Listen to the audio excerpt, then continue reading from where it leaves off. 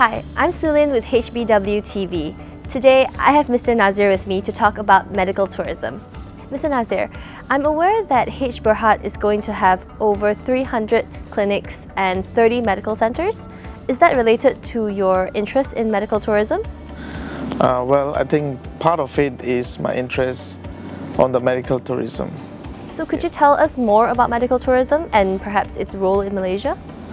Well, I think Malaysia is taking a good place in terms of capturing medical tourism over the past few years. So Malaysia become one of the best healthcare service provider in the world, which is, I think, consistently last 2 years, Malaysia has been owning the award, which is very good, and I feel very motivated to it. And I think one of the main reasons is the Malaysian nurses, the doctor, the hospital, everything is very flexible. People are speaking English, and then there are many other facilities and benefits in terms of pricing. You don't have to make an appointment with a specialist. You can just walk into the hospital and right away make an appointment and see the specialist. That actually makes the tourists more comfortable, and it is really affordable here. Foods are nice. Okay, transportations are easy, and then when you talk about the culture, the other things, I mean, overall view here is pretty comfortable for the tourists. So they come here not only for medical treatment or health screening, they also come for holiday, you see. So that's how it becomes medical tourism. It's a two-in-one package for your friends. Yes, definitely. Would you say that Malaysia has an advantage over other Asian countries when it comes to medical tourism? Definitely.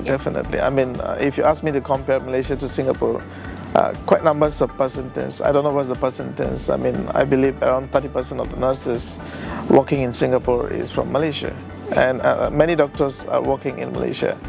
And I don't see much different Malaysian healthcare and Singapore in terms of quality. The country is really maintaining and managing a very good system, and also the quality services, which is really very comfortable and not much different. I mean, Sing dollar and ringgit, that's the differences. So you save a lot of money. What is the most popular procedure for medical tourism that you know of? Well, I would say it's almost all season, but December is playing important. I mean, school holidays and now, so people are more free. So I think that's the main season.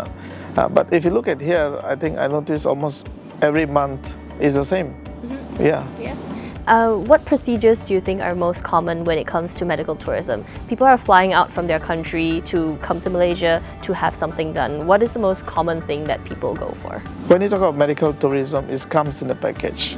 It depends on the agencies or the service provider. There are various service providers promoting different kinds of packages, which comes with holiday and then health screening.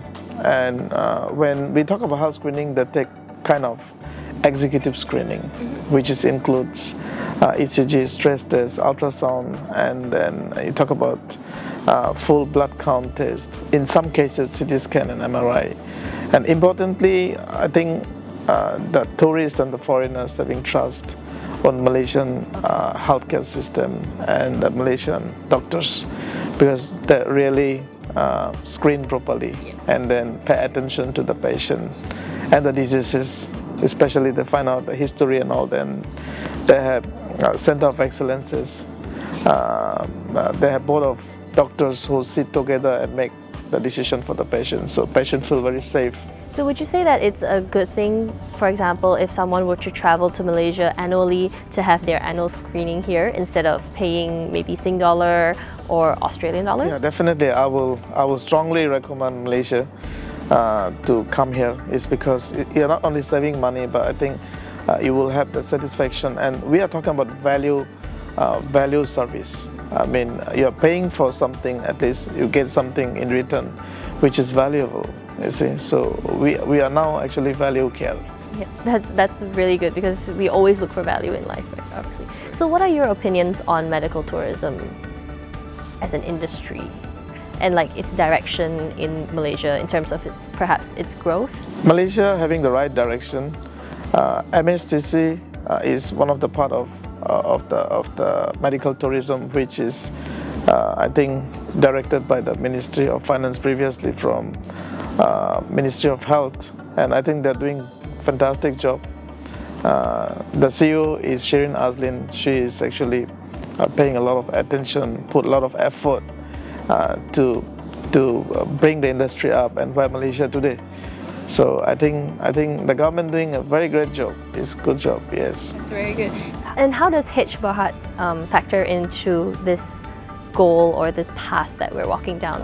We feel that we can actually play a very important role in the industry by providing the services that we are into at this moment.